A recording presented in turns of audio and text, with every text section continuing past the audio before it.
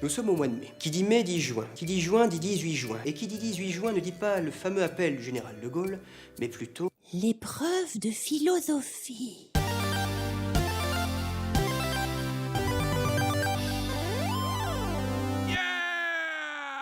Face à ça, plusieurs réactions sont possibles.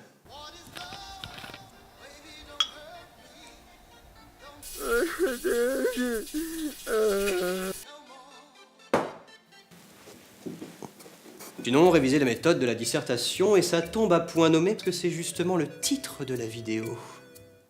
Bien pensé. Alors, comment qu'on fait une dissertation en philosophie? C'est pas si compliqué que ça. Pour ce faire, on va prendre un cas concret de sujet. Tout ce travail, et parfois le plus laborieux, est à faire au brouillon. Il faut absolument que vous travailliez votre brouillon. Comptez au moins 1 heure, voire 1 heure et demie de brouillon easy. L'art n'est-il que l'imitation de la nature? Voici donc le sujet qui va nous poser problème. Afin qu'il ne nous pose plus problème, on va le décomposer en éléments simples, c'est-à-dire qu'on va l'analyser. Et pour ça, on va prendre en compte tout, enfin presque, les éléments qui le composent.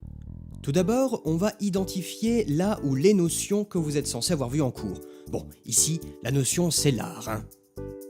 Ne négligeons pas les autres termes du sujet, il faut même tenter de les définir. Dans ce sujet, l'autre terme important est le mot nature. Une rapide définition de celui-ci serait la réalité. On va maintenant s'arrêter sur les articulations.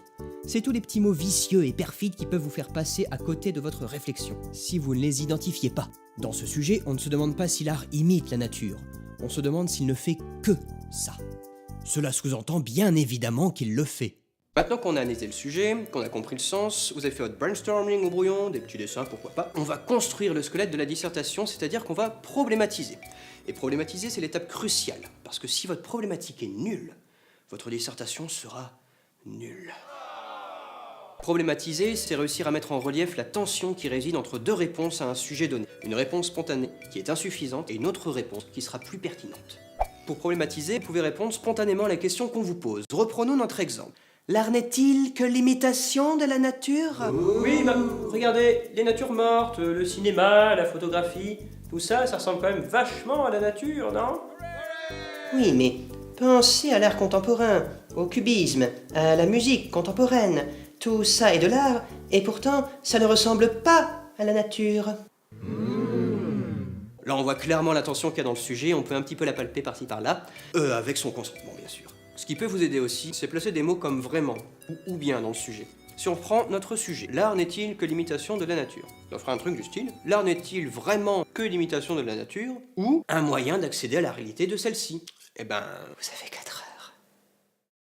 Faut vraiment que vous travailliez votre brouillon au maximum. C'est super.